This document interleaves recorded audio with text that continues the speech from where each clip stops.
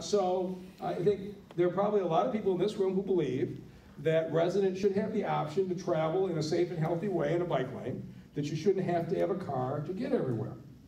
But there are people in many neighborhoods who see those bike lanes as a sign that somebody is trying to change the nature of the city that they know, that somehow it's trying to be converted to a different type of city where other people are encouraged to come in. Now, these are important conversations to have. And so Monday night, I'm having my community meeting in District 4 on the east side.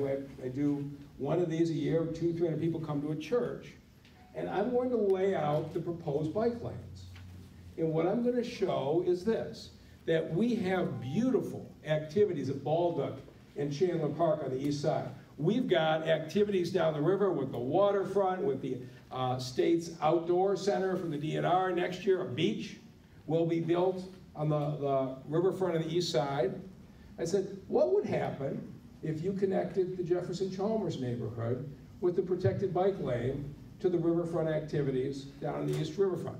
What would happen if you connected the Morningside and the East English Village community with protected bike lanes to go down Warren to go up to Chandler Park?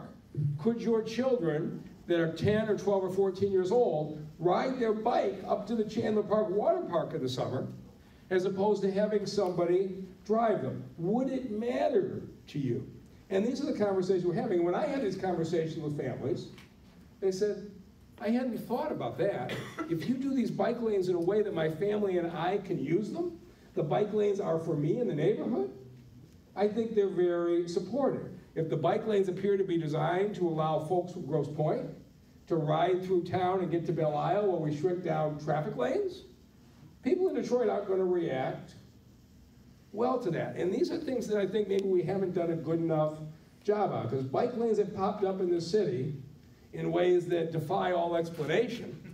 And of course, when government does it, you assume there's a conspiracy. Now, here's the thing I know about government. If you're wondering whether it's conspiracy or chaos, it is almost always chaos. But you can't convince people of that. And so I said, we're going to stop these bike lanes popping up randomly. And we are only going to design bike lanes where we've got neighborhoods, where we've got families that want them, connected to things like Chandler Park or Rouge Park or places that will be destinations. Let's create bike lanes that are clearly being designed for Detroiters and their family.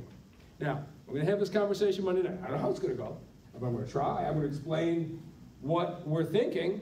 But you all know in your own conversations in this city, you talk about sticking bike lanes in the city of Detroit. There are very strong opinions on either side.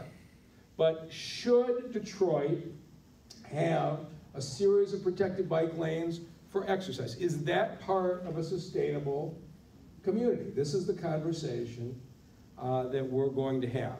And so I feel like my role is, Joel is a far greater expert on the ins and outs of each of the different initiatives. I just heard that we've got 15 DPW trucks about to go to clean